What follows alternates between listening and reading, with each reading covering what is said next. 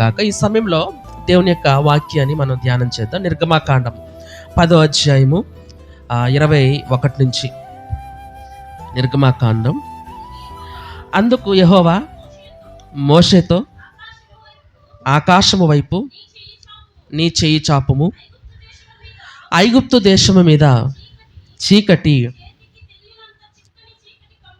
చేతికి తెలియనంత చిక్కని చీకటి కమ్ముననెను. మోషే ఆకాశము వైపు తన చెయ్యి ఎత్తినప్పుడు ఐగుప్తు దేశమంతయు 3 దినములు గాఢాంధకారమాయెను. 3 దినములు ఒకరినొకడు కనుగొనలేదు. ఎవడును తానున్న చోట నుండి లేవలేకపోయెను. అయినను ఇశ్రాయేలీయులకందరికీ వారి నివాసములలో వెలుగుండెను. హల్లెలూయా. ఈరోజు మనము ఈ యొక్క వాక్య భాగాన్ని ఎందుకు చదువుకున్నామంటే, గత కాలంలో నేను శనివారం కానీ బుధవారం కానీ ఐగుప్తులో దేవుడు పంపించిన తెగుళ్ళ గురించి చెబుతూ వచ్చాను. మొదటి తెగుల దగ్గర నుంచి మోషే యొక్క జీవిత చరిత్రను తెలియజేస్తూ, మోషే జీవితంలో జరిగిన కొన్ని సంఘటనలను గుర్తు చేస్తూ, ఆయన ఐగుప్తు దేశం మీద ఏ విధంగా యుద్ధాన్ని ప్రకటించాడు, ఐగుప్తు యొక్క దేవుళ్ళు దేవతల మీద ఏ విధంగా యుద్ధాన్ని ప్రకటించాడు అని కొన్ని తెగుళ్ళ గురించి మనం తెలుసుకున్నాం. మొట్టమొదటి తెగులు నీళ్లు రక్తముగా మారాయి. రెండవ తెగులు కప్పలు భూమి మీదకి విస్తారంగా వచ్చేసాయి. మూడవ తెగులు ధూళిని కొడితే అది పేర్లుగా మారిపోయాయి. హల్లెలూయా. నాలుగవ తెగులు ఈగల గుంపులు వచ్చేసాయి. ఐదవ తెగులు పశువుల మీద బాధాకరమైన తెగులుని పంపించాడు. ఆరవ తెగులు మనుషుల మీదకి పొక్కులు దద్దుర్లు ఇవి రావటం ప్రారంభించాయి. ఏడవ తెగులు వడదెబ్బ, అంటే అగ్ని గంధకములతో దేవుడు వడగండ్లను పంపించాడు. ఎనిమిదవ తెగులు మిడతలు భూమి ఐగుప్తు దేశం మీదకి పంపించాడు. ఇప్పుడు 9వ తెగులు గురించి మనం ఇప్పుడు చదువుకున్నాం. 9వ తెగులు ఏంటంటే, ఐగుప్తు దేశం అంతటా కూడా చీకటిని దేవుడు పంపించాడు. హల్లెలూయా. ఇది 9వ తెగులుగా ఆయన పంపించినప్పుడు మనం అర్థం చేసుకోవాల్సిన కొన్ని విషయాలు. చీకటిని దేవుడు సృష్టించాడా అని మనం ఆలోచన చేస్తే, ఆదికాండము 1వ అధ్యాయము 2వ వచనం మొదటి నుంచి చదివేయండి. ఆదికాండము 1వ అధ్యాయం. భూమి నిరాకారముగాను శూన్యముగాను ఉండెను, చీకటి అగాధ జలము పైన కమ్మి ఉండెను, దేవుని ఆత్మ జలముల పైన అల్లాడుచు ఉండెను. హల్లెలూయా. మీరు ఇక్కడ గమనించండి, దేవుని ఆత్మ రాకముందే అక్కడ చీకటి ఉంది. చీకటిని దేవుడు సృష్టించాడా అంటే, చాలామంది అభిప్రాయపడేది ఏమిటి అని అంటే, చీకటిని కూడా దేవుడు సృష్టించాడు అని అంటారు. కానీ బైబిల్ యొక్క వాక్యము దానికి ఎప్పుడూ కూడా అంగీకరించదు. హల్లెలూయా. ఒకసారి యోహాను పత్రిక 1వ అధ్యాయము 5వ వాక్యాన్ని చదువుదాం.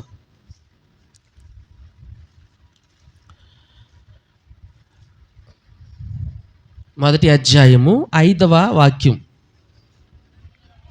మేము ఆయన వలన విని మీకు ప్రకటించు వర్తమానం ఏమనగా, దేవుడు వెలుగై ఉన్నాడు, ఆయన యందు చీకటి ఎంత మాత్రమును లేదు. హల్లెలూయా. ఇక్కడ రాయబడిన మాట ఏంటంటే, ఆయన యందు చీకటి ఎంత మాత్రము కూడా లేదు. ఆయనలో చీకటి లేనప్పుడు ఆయన చీకటి ఎలా సృష్టిస్తాడు? చీకటి ఆయన ఆలోచన లేదు. చీకటి ఆయన యొక్క సృష్టి కాదు. చాలామంది చీకటిని కూడా దేవుడే సృష్టించాడంటే పాపాన్ని కూడా ఆయనే సృష్టించాడని చెప్పుకోవాలి. అది ఎప్పటికీ కూడా అంగీకరించడానికి వీల్లేదు. దేవుడు వెలుగై ఉన్నాడు, ఆయన చీకటిని సృష్టించలేదు. కానీ చీకటిని తీసివేయడానికి దేవుడు ఒక సమయాన్ని ఇచ్చాడు. హల్లెలూయా. మరి చీకటిని దేవుడు సృష్టించినప్పుడు చీకటి మీద దేవునికి అధికారము ఉందంటారా? అధికారము ఉందంటారా అని ఒక విషయాన్ని మనం గమనించినట్లయితే 139వ కీర్తన 12వ వచనం. 139వ కీర్తన 12వ వాక్యం. చీకటి అయినను నీకు చీకటి కాకపోవును, రాత్రి పగటి వలె వెలుగు ఏంటిదమ్మా నీకు వెలుగుగా ఉండును, చీకటియు వెలుగును నీకు ఏకరీతిగా ఉన్నవి. హల్లెలూయా. మీరు ఇక్కడ గమనించారా? కీర్తనాకారుడు ఇక్కడ ఏమంటున్నాడంటే, నీకు చీకటి కూడా చీకటిలాగా లేదు, నీకు వెలుగు చీకటి రెండూ కూడా ఒకేలాగా ఉన్నాయి. హల్లెలూయా. చీకటిలో ఏం జరుగుతుందో కూడా ఆయన చూడగలడు, వెలుగులో ఏం జరుగుతుందో కూడా ఆయన చూడగలడు. ఆయన దృష్టికి మరుగైనది ఏదియూ లేదు.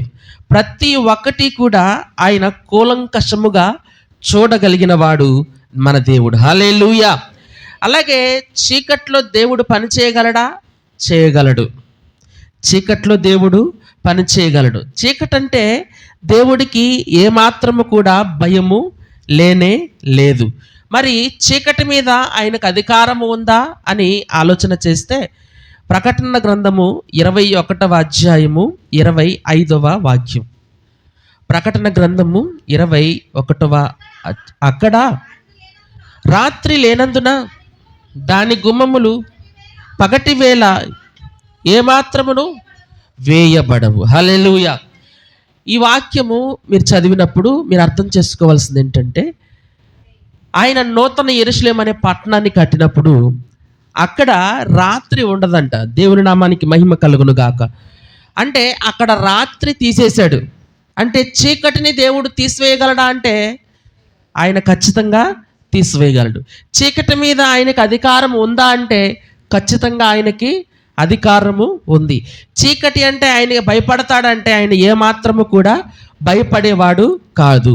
కానీ మనిషి మాత్రం చీకటికి భయపడతాడు. మనిషి మాత్రము చీకటిని హృదయంలోనే ఉంచుకుంటాడు, బయటకి చీకటిని చూసి భయపడుతూ ఉంటాడు.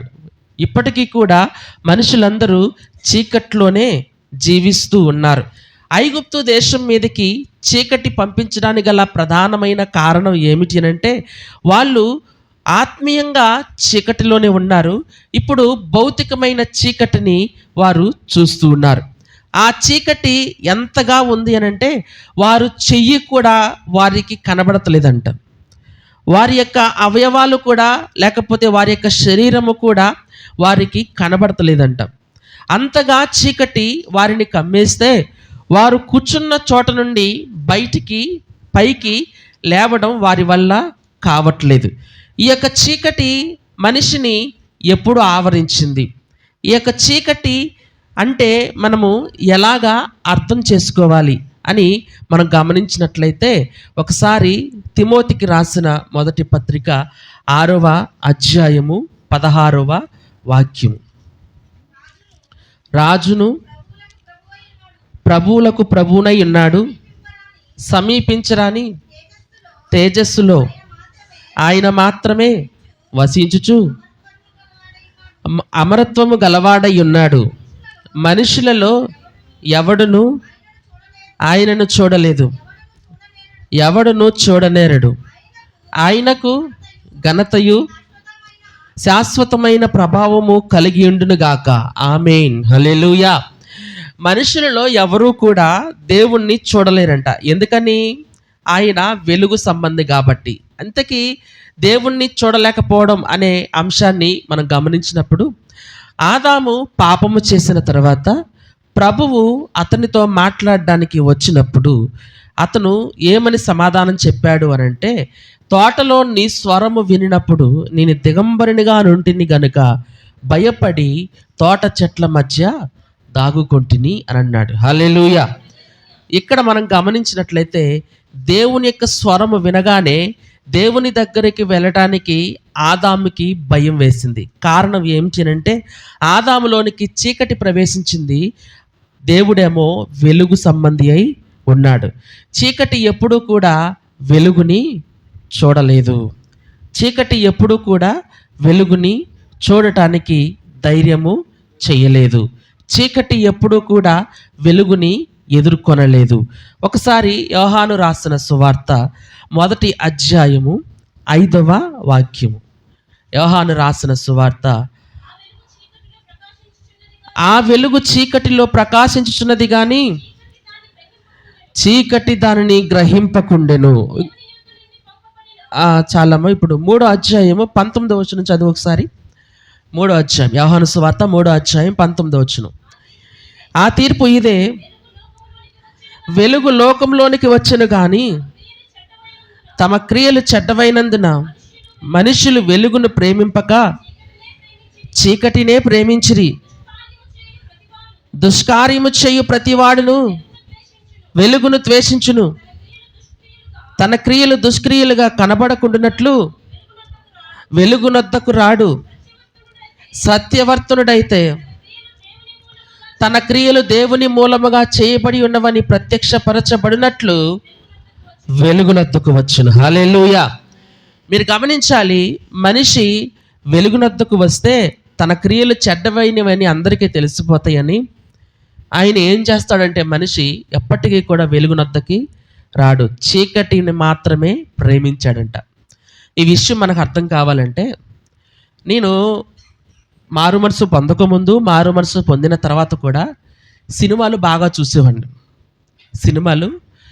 చూసేవాడిని. అయితే ఆ రోజుల్లో ఒక కామెడీ యాక్టర్ ఉండేవాడు. అతని పేరేంటంటే బ్రహ్మానందం. తెలుసు కదండి మీకు. ఆ పేరు చెప్పగానే మీలో చాలామంది నవ్వారు, అంటే తెలిసే ఉంటుంది మీకు. హల్లెలూయా. అతని పక్కన ఇంకొక కామెడీ యాక్టర్ ఉండేది, స్త్రీ. ఆమె పేరు ఏంటంటే కోవై సరళ. మీకు తెలిసే ఉంటుంది కదా. ఈ పేరు చెప్పినప్పుడు కూడా మీరు నవ్వారు, అంటే మీ అందరికీ కూడా తెలుసు. వీళ్ళిద్దరూ కూడా భార్యాభర్తలుగా యాక్టింగ్ చేసేవారు. భార్యాభర్తలుగా యాక్టింగ్ చేసినప్పుడు వీడు తాగొచ్చి ఈ అమ్మాయిని కొడితే, ఈ అమ్మాయి మరలా తిరిగి వచ్చి ఎవరిని కొట్టేది? అతన్ని కొట్టేది. ఇలాగ వారిద్దరూ ఫైట్ చేసుకుంటామంటే నవ్వులు కదా, మామూలుగా నవ్వేవారు కాదు. నేను కూడా ఆ రోజులో బాగా ఎంజాయ్ చేసేవాడిని, బాగా నవ్వేవాడిని, బాగా సంతోషించేవాడిని. ఆ యొక్క వాళ్ళిద్దరు మధ్యలో జరిగే కామెడీని చూసి చాలా సంతోషించేవాడిని. ఇప్పుడు ఒక ప్రశ్న వేస్తాను మీకు. అదే సిచ్యువేషను మీ భార్య భర్తల మధ్య జరిగితే మీరు ఎలా ఉంటారు? ఇలా నవ్వుతారా? చెప్పండి. పక్కన వాళ్ళు కూడా నవ్వరండి. ఆ సిచ్యువేషన్ వచ్చినప్పుడు, ఇప్పుడు భార్యాభర్తల మధ్య గొడవ వచ్చింది, వీడు తాగొచ్చాడు, కొడుతున్నాడు, ఆవిడ తిరిగి కొడుతుందంటే పక్కన వాళ్ళు కూడా నవ్వరు. ఏం చేస్తారు? సర్ది చెప్పడానికి వస్తారు.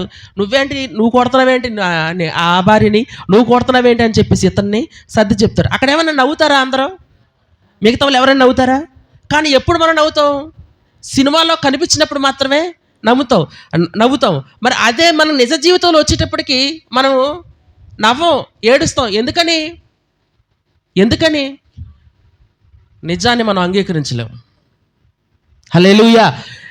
అది సినిమాలో జరిగితే, అది అబద్ధంగా చూపిస్తే మనం చాలా సంతోషిస్తాం. కానీ అదే అబద్ధం లేకపోతే అదే నిజం మనకి నిజంలాగా మన యొక్క ఫ్యామిలీలోకి వచ్చినప్పుడు మనం నవ్వలేం. దేవుని నామానికి మహిమ కలుగును గాక. నేను ఎందుకని విషయాన్ని చెప్పానంటే, మనము ముందు వెలుగుంటే దాన్ని చూడగలం, కానీ ఆ వెలుగు మనల్ని ఎదుర్కొంటే మనం దాన్ని చూడలేం, దాన్ని మనం తట్టుకోలేం.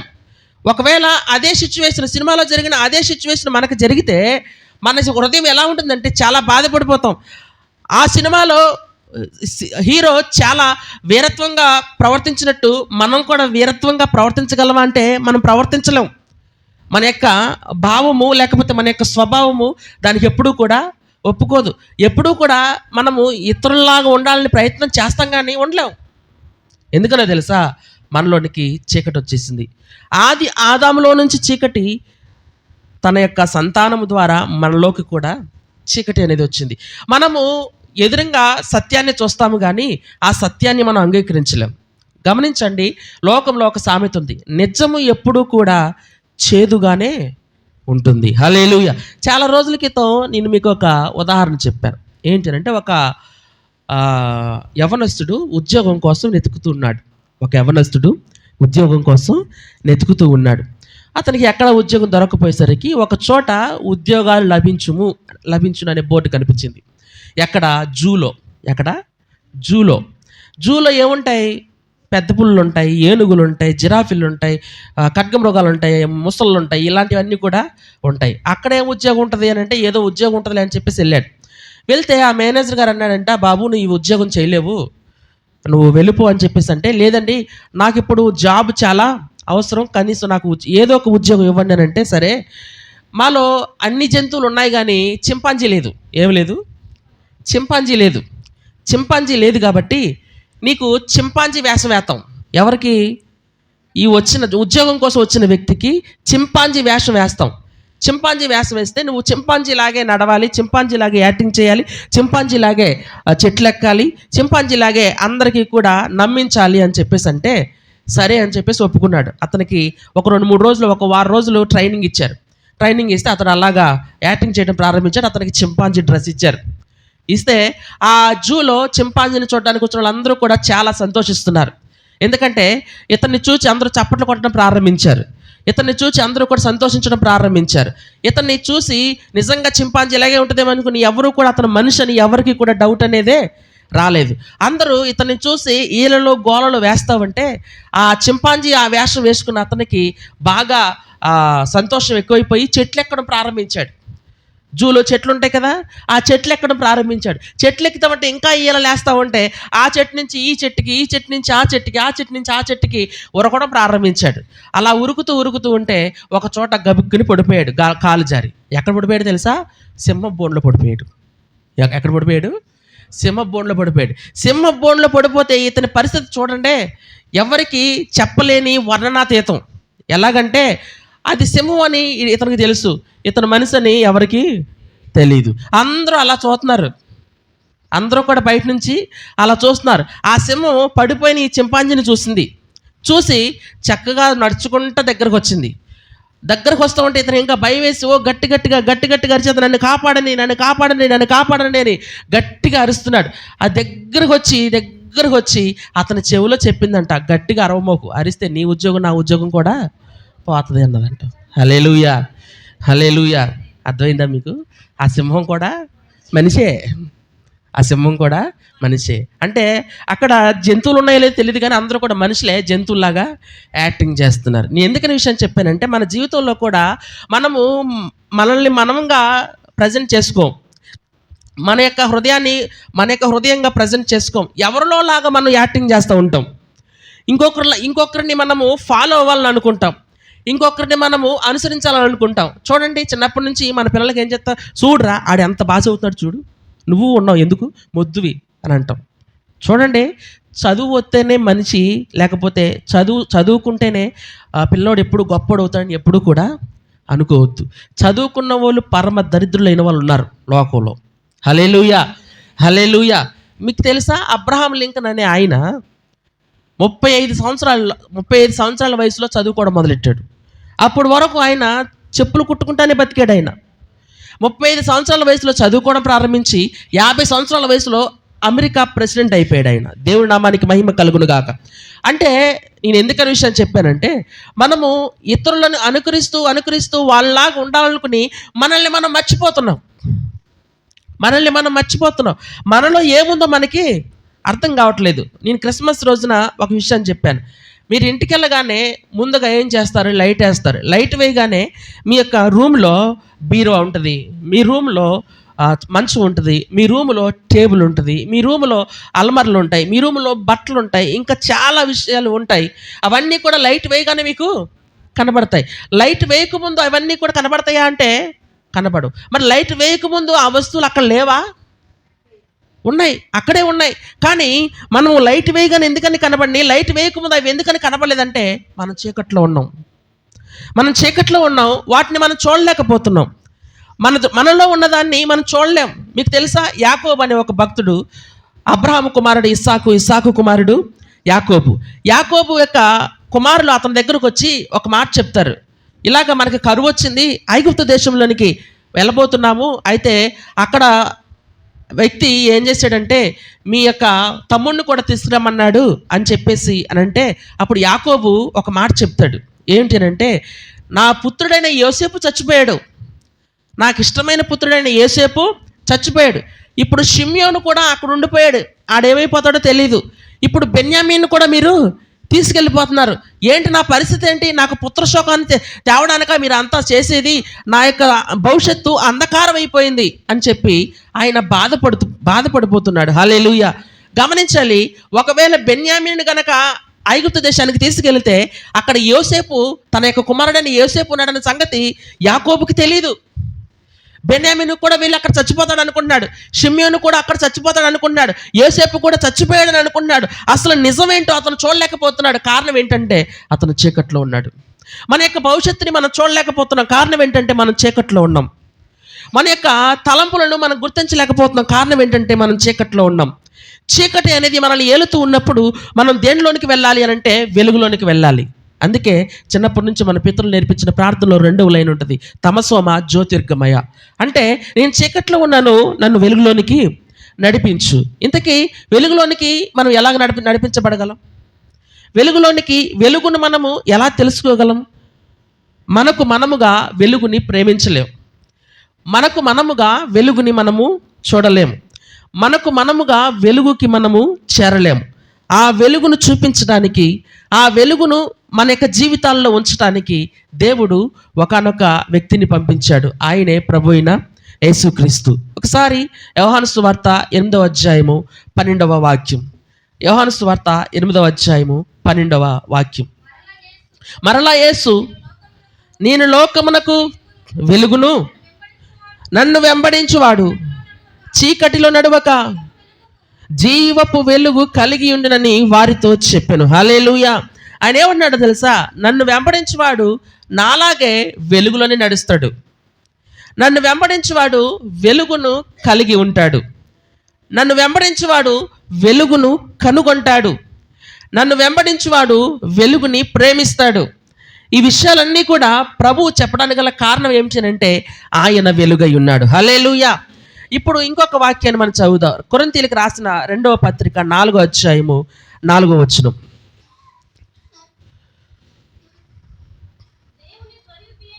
దేవుని స్వరూపి అయి ఉన్న క్రీస్తు మహిమను కనపరచు సువార్త ప్రకాశము వారికి ప్రకాశింపకుండా నిమిత్తము ఈ యుగ సంబంధమైన దేవత అవిశ్వాసులైన వారి మనోనేత్రములకు గ్రుడ్డితనము కలుగ చేస్తును. హల్లెలూయా. మీరు గమనించారా? యేసు ప్రభు వల్ల వెలుగు ఈ లోకంలోనికి వస్తే ఆ వెలుగు మన హృదయంలో ప్రకాశించకుండా ఎవరు అడ్డగిస్తున్నారంటే ఈ యుగ సంబంధమైన దేవత. హల్లెలూయా. ఈ యుగ సంబంధమైన దేవత అవిశ్వాసులైన వారి మనోనేత్రములకు గురిడితనము కలగజేస్తున్నారు. హల్లెలూయా. మీరు గమనించాలి, మనము యేసు ప్రభు దగ్గరకు వచ్చిన తర్వాత కూడా మనం ఇంకా చీకట్లోనే ఉన్నామంటే మన కళ్ళకి గ్రుడ్డితనం కలగజేసింది ఎవరు అని అంటే ఈ యుగ సంబంధమైన దేవత. ఈ యుగ సంబంధమైన దేవత చీకటిలో ఉంటూ, సైతాను చీకటిలో ఉంటూ మనకి కూడా చీకటిని కలగజేస్తుంది. మన మనోనేత్రాలు కూడా తెరవబడకుండా చీకట్లోనే ఉండిపోవడానికి అది కారణమైపోతుంది. దానికోసము అది అనేక రకాలుగా ఉపయోగించుకుంటుంది, అనేక గొప్ప గొప్ప వ్యక్తులను ఉపయోగించుకుంటుంది, అనేక గొప్ప గొప్ప వీరులను ఉపయోగించుకుంటుంది. మనల్ని చీకట్లోనే ఉండేలాగా చేయడానికి లూసిఫర్ లేకపోతే సైతాను చెప్పబడిన అపవిత్రాత్మ ఎప్పుడూ కూడా మనకి వ్యతిరేకంగానే పనిచేస్తూ ఉంది. దేవుడు మనకి వెలుగునిచ్చాడు, కానీ మనము చీకట్లోనికి వెళ్ళిపోవడానికి గల కారణం ఏమిటి అంటే ఈ లోకాన్ని మనం ప్రేమించడం వల్ల.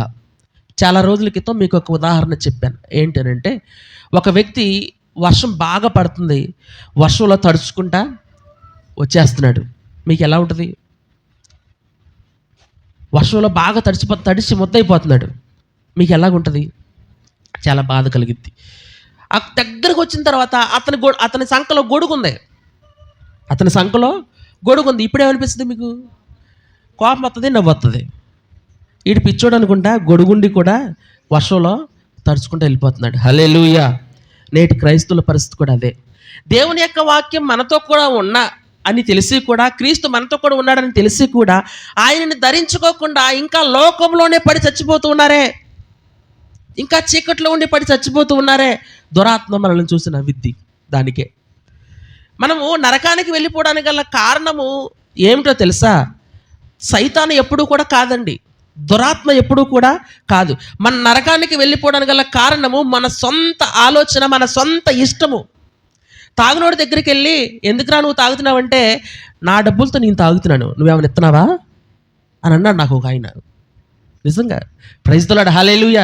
బాబు సిగరెట్ తాగుతున్నావు, తాగితే నీ లంగ్స్ పాడైపోతున్నాయి, అప్పటికే నువ్వు గుండె ఆపరేషన్ చేసుకున్నావంటే నా డబ్బులతో నేను కొనుక్కుంటున్నాను, నువ్వేమైనా ఇస్తున్నావా?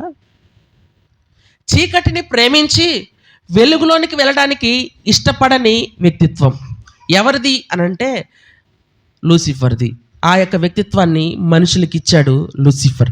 అంటే అది అన్యులకేనా అనంటే క్రైస్తవులకి కూడా ఉంటుంది కొన్ని సందర్భాలలో. అంటే ఇంకా వెలుగును ప్రేమించలేని పరిస్థితి, వెలుగులోనికి నడిపించలేని పరిస్థితి. ఒక్క విషయం ఏమిటి అనంటే, ఆ వెలుగును ఎవరు ఇవ్వగలరు అనంటే, మనలోని చీకటిని ఎవరు తీసివేయగలరు అనంటే దేవుడు మాత్రమే, ఎవరు కాదు. నాకు నా జీవితంలో ఎవరు సువార్తను ప్రకటించారు అనంటే, నా స్నేహితుడు నాకు సువార్తను ప్రకటించాడు. అతడు ఒక రోమన్ క్యాథలిక్ సంబంధించిన వ్యక్తి. హల్లెలూయా. మీకు అర్థమవుతుందా? అతను నాకు సువార్త ప్రకటించిన వ్యక్తి రోమన్ క్యాథలిక్కి వెళ్ళే వ్యక్తి, రోమన్ క్యాథలిక్ సంఘానికి సంబంధించిన వ్యక్తి. ఆయన యేసు ప్రభు గురించి నాకు చెప్పాడు. ఈ బైబిల్ ఆయన ఇచ్చాడు నాకు. ఎన్నోసార్లు మా మధ్యలో వాగ్వివాదాలు జరిగితే చివరికి ఆయన ఏమనుకున్నాడంటే, కాలేజీలో నుండి వెళ్ళిపోతూ ఆయన నాకు ఒక బైబిల్ని గిఫ్ట్గా ఇచ్చాడు. బైబిల్ని చదువుతూ ఉన్నాను కానీ నాకు అర్థం కాలేదు. బైబిల్ని చదువుతున్నాను కానీ నాకు అర్థం కాలేదు. అర్థం కాకపోయేటప్పటికి కొన్ని రోజులు బైబిల్ని పక్కన పెట్టేశాను. ఆ సందర్భంలో ఒకసారి నేను ఒంటరిగా ఉన్నాను. నా దగ్గర బుక్స్ చదవడానికి ఏమీ లేవు, పని చేయడానికి ఏదీ లేదు. ఆ సందర్భంలో నేను బైబిల్ చదవడం ప్రారంభించాను. బైబిల్ చదవడం ప్రారంభించినప్పుడు ఎందుకో కానీ ఆ సమయంలో నాకు బైబిల్ అర్థమైంది. మత్తయి సువార్త 11:28 వచ్చేటప్పటికి అక్కడ ఒక మాట ఉంటుంది, ప్రయాసపడి భారము మోసుకొనుచున్న సమస్త జనులారా నా యొద్దకు రండి, నేను మీకు విశ్రాంతిని కలగచేస్తాను అనే మాట నాకు వినబడేటప్పటికి ఎవరో మాట్లాడినట్టుగా నాకు అనిపించింది. ఎవరో నా దగ్గరకు రండి అని చెప్పి పిలుస్తున్నట్టుగా నాకు అనిపించింది. ఆ రోజు రాత్రి నేను మోకరించి ప్రార్థన చేయడం ప్రారంభించాను. అప్పటి వరకు మోకరించడం ఎలాగో నాకు తెలియదు. మోకాళ్ళ మీద నిలబడి ఒక మాట అడిగాను, ఎవరో మాట్లాడుతున్నట్టుగా అనిపించి. నేను చిన్నప్పటి నుంచి ఎందుకు పనికిరాని వ్యక్తిని, నేను చిన్నప్పటి నుంచి కూడా ఎవరి యొక్క ప్రేమను పొందుకున్న వ్యక్తిని కాదు, నన్ను ఎవరూ ప్రేమించరు, నాకు ఏ పని రాదు, కాబట్టి నేను దేనికోసమైనా పనికొస్తానా యేసయ్యా, నేను దేనికోసమైనా పనికొస్తానా అని అడగటం ప్రారంభించాను. హల్లెలూయా.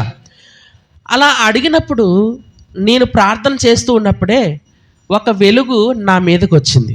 దేవుని నామానికి మహిమ కలుగును గాక. ఒక వెలుగు నా మీదకి వచ్చింది. ఆ వెలుగు నేను ఎప్పుడూ చూడలేదు. ఆ వెలుగును చూచినప్పుడు నాకు భయం వేసింది. ఆ వెలుగులో నుంచి ఒక స్వరం నాకు వినిపించింది. ఏమిటి అనంటే, స్నేహితుడా నా కోసం పనిచేస్తావా అని. దేవుని నామానికి మహిమ కలుగును గాక. స్నేహితుడా నా కోసం పనిచేస్తావా? ఎవరూ కూడా నన్ను స్నేహితుడా అని పిలిచిన వారు ఎవరూ లేరు. అప్పటి వరకు ఎవరూ కూడా స్నేహితుడా అని పలకరించిన వాళ్ళు ఎవరూ లేరు. ఎవరు మాట్లాడుతున్నారు నాకు తెలీదు. నేను దెయ్యం అనుకున్నాను. నాకు భయం వేసింది. వెంటనే అక్కడి నుంచి వెళ్ళిపోయాను. వేరొక చోటకి వెళ్ళిపోయి పడుకున్నాను. అప్పటి నుంచి ఆ స్వరం నాకు వినిపిస్తూనే ఉంది. కొన్ని సందర్భాల్లో వినిపిస్తూనే ఉంది. కొన్ని సందర్భాల్లో నాకు అది గుర్తుకొస్తూనే ఉంది. ఒకసారి చేబ్రోలు జోసఫ్ గారు, పొట్టిగా ఉంటారు చూడండి, ఆయన మా ఊరు వచ్చాడు. ఆయన సాక్ష్యం చెప్పినప్పుడు ఏమన్నాడంటే, యేసు ప్రభు వెలుగులో నుంచి నాకు కనబడ్డాడండి అని అన్నాడు. వెలుగు వచ్చింది. ఆ వెలుగులో నుంచి ప్రభు నాతో మాట్లాడాడు.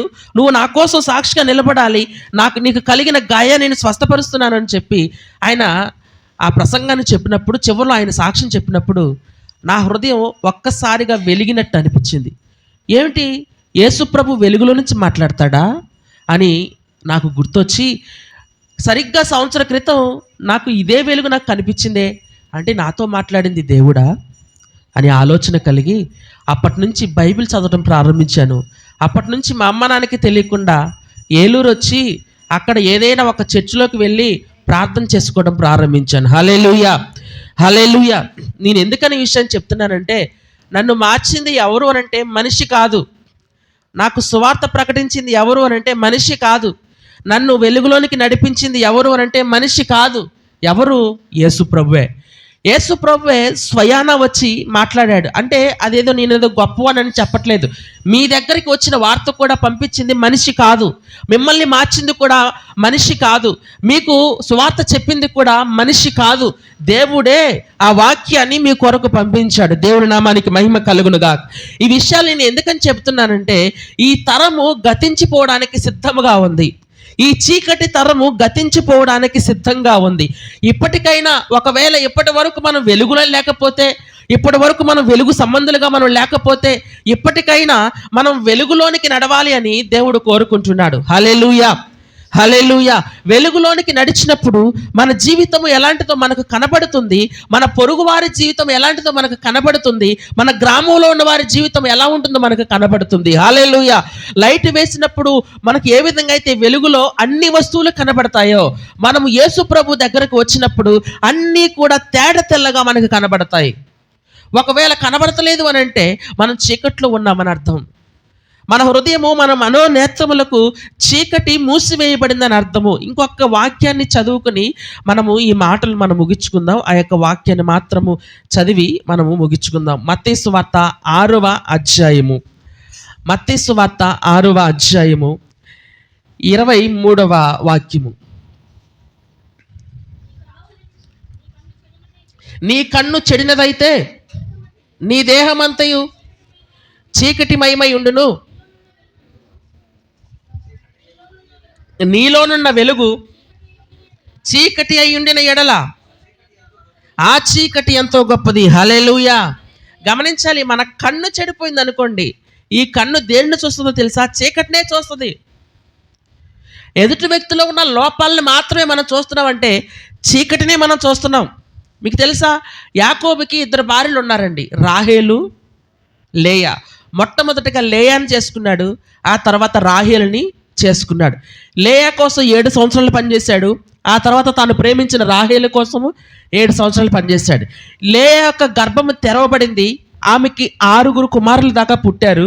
కానీ రాహేలు యొక్క గర్భము తెరవబడలేదు. హల్లెలూయా. మీరు గమనించారా? అక్కడ రాయబడిన మాట ఏమిటంటే, లేయా జబ్బు కళ్ళు కలిగిందంట. ఏ కళ్ళు? ఈ కళ్ళు జబ్బు కళ్ళు అంట ఆవిడికి. ఆవిడ రాహేలును చూచినప్పుడు ఎలా ఉందో తెలుసా? ఈమె నా భర్తని చేజెక్కించుకుంటుంది అనే ఉద్దేశంతో చూచి ఆ రాహేలు మీద పగ పెంచుకోవడం ప్రారంభించింది. ఎవరు? లేయా. ఇప్పుడు యాకోబును చేసుకోకముందు రాహేలు ఎవరు? లేయా యొక్క చెల్లెలు. వీళ్ళిద్దరూ కూడా అక్క చెల్లెలు, ఒక తండ్రికే పుట్టిన వాళ్ళు. యాకోబును చేసుకోకముందు వీళ్ళు శత్రువులు కాదు. యాకోబును చేసుకోకముందు వీళ్ళలో ఏమాత్రము కూడా ద్వేషాలు లేవు.